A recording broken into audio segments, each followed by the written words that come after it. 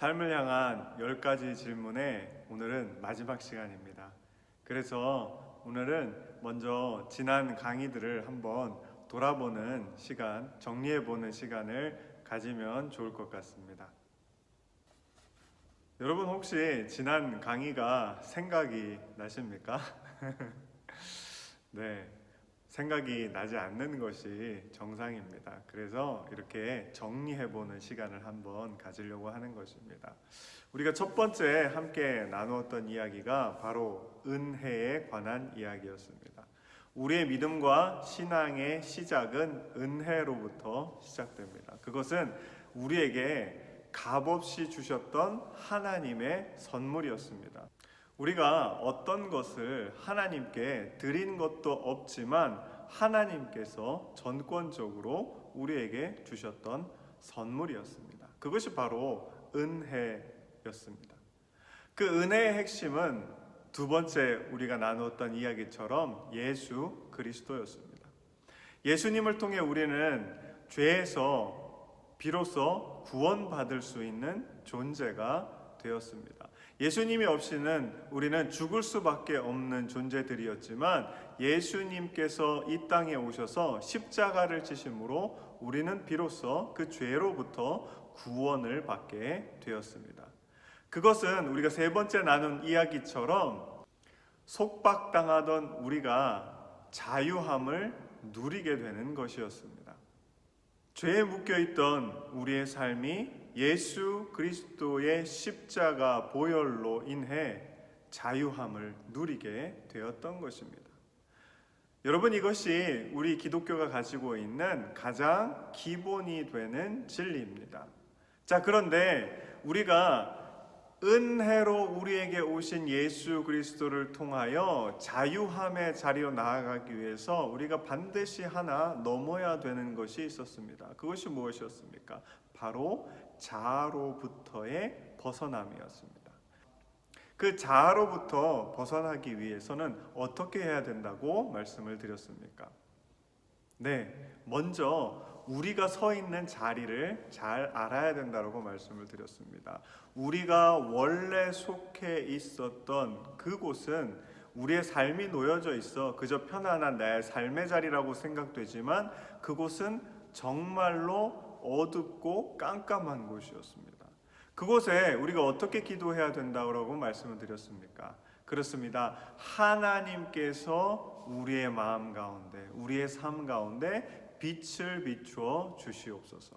그 빛을 통하여 우리는 우리가 그동안 살아왔던 곳이, 내 안에 이 심령이 어두움 가운데, 죄 가운데 있었음을 깨닫게 된다라고 말씀을 드렸습니다. 그리고 그 빛이 우리 안에 비춰진 이후에 우리가 해야 될 것은 바로 우리의 입술의 고백이었습니다. 어떤 고백입니까? 베드로가 고백했던 것처럼 우리 역시도 예수 그리스도를 나의 구주로, 나의 주인으로 고백하는 것입니다. 실제로 우리의 입을 열어서 예수 그리스도를 나의 구주로, 나의 주인으로 고백해야 된다라고 말씀을 드렸습니다. 그리고 그 고백 이후에 우리에게 주어지는 것이 있습니다. 바로 예수님의 부르심입니다. 그 부르심에 우리는 아멘으로 화답하며 순종할 수 있어야 된다라고 말씀드렸습니다. 이렇게 우리의 가슴 가운데, 삶 가운데 하나님의 빛이 비추어지고, 그리고 우리가 입술로 예수 그리스도를 나의 주인으로, 나의 구주로 고백을 한 후에 예수 그리스도의 부르심에 따라서 예수님께로 나아가게 될 때, 여러분, 우리 안에 어떤 것이 생겨난다라고 말씀을 드렸습니까? 하나님의 비밀 가운데로 나아가는 것이다 라고 말씀드렸습니다. 여러분, 비밀은 무엇입니까? 둘 사이의 관계가 깊어지고 그 교제가 더욱더 단단해질 때 그 안에서, 관계 안에서 생겨나는 것이 바로 비밀인 것입니다. 우리가 그렇게 예수 그리스도를 통해서 하나님께 나아가게 될 때 우리는 하나님의 마음과 하나님의 뜻과 하나님의 눈물을 보게 되는 것입니다. 경험하게 되는 것입니다. 그렇게 하나님과 우리 안에 비밀이 생겨날 때 우리는 하나님을 온전히 바라볼 수 있게 되는 것입니다. 자, 그렇게 하나님과 온전한 관계 가운데로 나아간 우리에게 주어지는 것이 하나 있습니다. 누구나 다 지고 가는 무거운 짐. 인생을 살아가면서 지고 갈 수밖에 없었던 그 무거운 짐이 그 의미를 잃어버리게 되는 것입니다. 하나님의 깊은 관계로 나아간다는 것은 곧 무엇이냐 하면 우리의 무거운 인생의 짐으로부터 자유롭게 되는 것입니다. 그것이 무엇이냐 하면 짐이 사라지는 것이 아닙니다. 여전히 내 삶 속에 지워져 있어 나를 무거운 무게로 짓누르지만 그러나 하나님께로 나아간 우리는 예수 그리스도를 통해서 그 짐을 어떻게 지는지, 그 짐이 무거운지 가벼운지 알게 되므로 그 짐이 더 이상 내 삶에 무겁게 느껴지는 큰 의미를 가지지 못하는 짐이 되어버린다라는 것입니다. 그래서 여러분, 우리는 지금까지 우리가 삶을 통해 힘들게 지어왔던 그 짐을 하나님 안에서 새롭게 인식하고 그 짐에서부터 자유로울 수 있게 되는 것입니다. 그리고 마지막으로 우리가 하나님과 온전한 관계 안에서 누리는 것이 무엇이냐 하면 바로 이 하나님의 사랑입니다. 우리가 함께 나눴던 이 모든 이야기를 두 글자로 줄인다면 바로 사랑입니다. 하나님의 사랑. 그 사랑 때문에 우리에게 은혜라는 선물을 허락하셨고 예수 그리스도를 보내주셨고 자유를 맛보게 하시고 우리 안에 빛을 비춰주시고 또한 우리의 왕이 되어주시고 그리고 우리를 불러주시고 친밀한 관계 가운데로 이끌어주시며 우리의 짐을 자유롭게 해주신 이 모든 것들이 바로 하나님의 사랑에서부터 출발한 것이라는 것입니다. 그래서 그 사랑을 받은 우리는 여러분 어떻게 해야 된다고 했습니까? 내 안에 있는 사랑이 아니라 하나님의 한량없는 그 놀라운 사랑을 여러분 저 밖에 있는 사람들, 내가 만나는 그 모든 사람들에게 사랑의 플렉스 흘려보낼 수 있는 우리가 되어야 된다라고 말씀을 드렸습니다. 자, 그러면 마지막 이야기는 무엇일까요? 여러분, 이번 강의를 들으면서 여러분 안에 어떤 변화가 생기셨습니까? 그전에는 예수님의 저 뒤로 보이는 십자가가 너무나 당연한 것이었지만 이제는 저 십자가를 통해서 우리는 우리의 자아를 넘어서 죄된 삶을 넘어서 하나님께 온전한 관계 가운데로 나아갈 수 있다는 것 정도는 아셨으면 좋겠습니다. 그리고 그 관계 안에는 하나님께서 주시는 놀라운 쉼, 깊은 숨쉼이 있고 또한 하나님의 한량없는 사랑이 흘러 넘친다는 것도 꼭 기억하셨으면 좋겠습니다. 그런데 여러분, 안타깝게도 우리의 이런 기억은 쉬이 사라지고 맙니다. 이제 이 모든 것이 끝나고 얼마간의 시간이 지나고 나면 다시 저 뒤로 보이는 십자가는 그저 성전 벽에 예쁘게 걸려져 있는 십자가로 보여질 것입니다. 그런 우리에게 꼭 필요한 말씀 한 구절이 있습니다.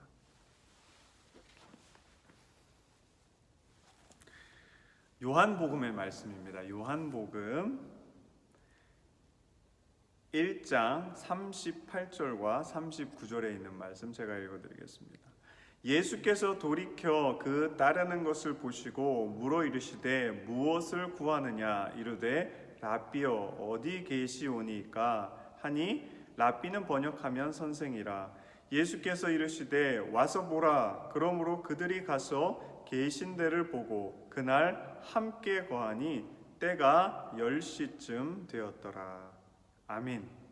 예수님께서 시몬과 안드레를 부르시는 장면입니다. 이 장면에서 다른 복음서와는 다르게 요한복음에 특별한 특징이 있습니다. 이 제자들이 예수님을 향하여 이렇게 질문합니다. 랍비여 어디 계시오니까? 제자들은 예수님께서 어떤 분인지, 예수님께서 무엇을 할 수 있는지, 내가 예수님을 따라가도 되는지 이런 것들을 물어보는 것이 아니라 예수님께서 계신 곳을 물어봅니다. 그러자 예수님께서 이렇게 대답하십니다. 와서 보라.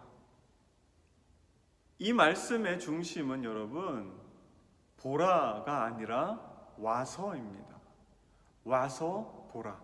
그냥 보는 것이 아니라 내가 있는 그곳에 너희들도 와서 보라라는 것입니다. 그리고 이어지는 말씀에 이렇게 되어 있습니다.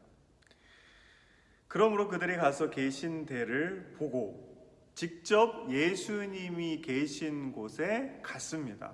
거기서 예수님을 보고 그날 함께 거했다라고 이야기합니다. 자, 여러분, 이것은 굉장히 중요한 말씀입니다.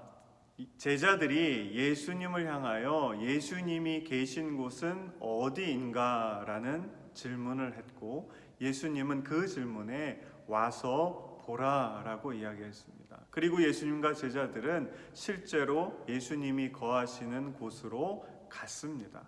그리고 거기에서 함께 거하셨습니다. 자, 여러분 한번 생각해 보시기 바랍니다. 저 세상 바깥에서 우리의 삶이 여러분 어떤 곳에 놓여져 있습니까? 여러분 그곳은 어디입니까? 내 삶이 놓여진 곳은 대부분 우리가 정한 자리입니다. 우리가 정한 곳입니다. 내 삶이 놓여져 있는 그곳은 내가 정하고 내가 살아가는 곳입니다. 그러나 여러분 오늘 제자들은 예수님께 어떻게 이야기합니까?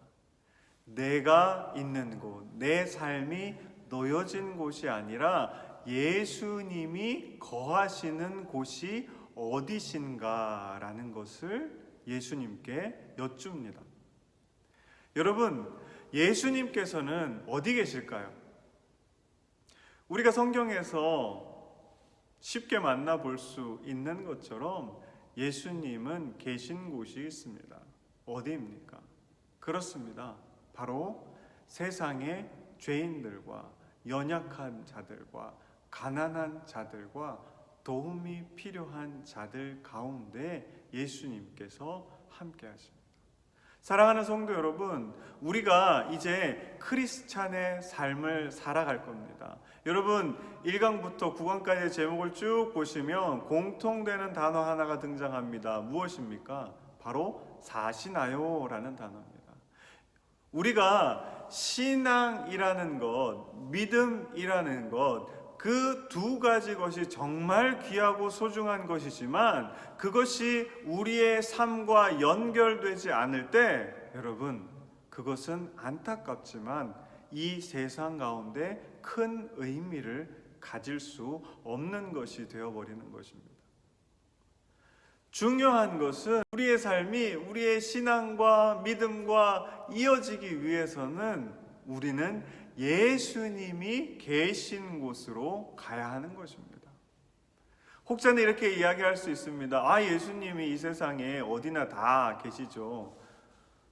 맞습니다. 틀린 이야기는 아닙니다. 그러나 여러분, 내가 정한 곳, 내가 원하는 곳은 여러분 그곳에서 예수님을 생각해내기가, 예수님과 함께 하기가 참으로 어려운 곳입니다. 그러나 예수님이 계시는 곳은, 예수님께서 거하시는 곳에 우리가 우리의 삶을 가지고 나아갈 수 있다면 여러분, 그곳은 우리가 예수님과 함께 할 수 있는 곳이 되어진다라는 것입니다.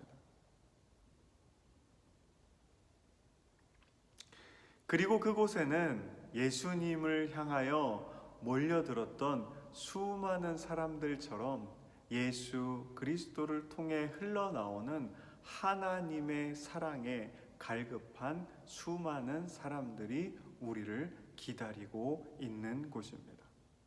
사랑하는 성도 여러분, 우리의 신앙과 믿음, 우리가 받았던 은혜와 사랑은 우리의 삶을 통해서 흘려보낼 때, 그러할 때에 의미를 가지게 되는 것입니다. 그 안에서 하나님의 역사하심을 보게 되어지는 것입니다. 사랑하는 성도 여러분, 간절히 바라기는 저와 여러분의 삶이 그렇게 저 세상 가운데 내가 원하는 곳, 내가 정한 곳에 살아가는 것이 아니라 예수님을 통해 하나님을 알게 되었다면, 하나님께서 주시는 놀라운 자유와 사랑을 맛보았다면 그것 가지고 예수님께서 거하시는 곳, 하나님의 사랑을 필요한 수많은 사람들이 우리를 기다리는 곳, 그곳으로 나아갈 수 있는 저와 여러분 되시기를 간절히 소원합니다. 그러할 때 하나님과 우리의 관계는 더욱더 깊어지고 넓어지고 더 온전하여지게 될 줄로 믿습니다. 그런 하나님 기뻐하시는 멋진 삶을 살아가시는 저와 여러분 되시기를 주님의 이름으로 간절히 축원합니다. 감사합니다.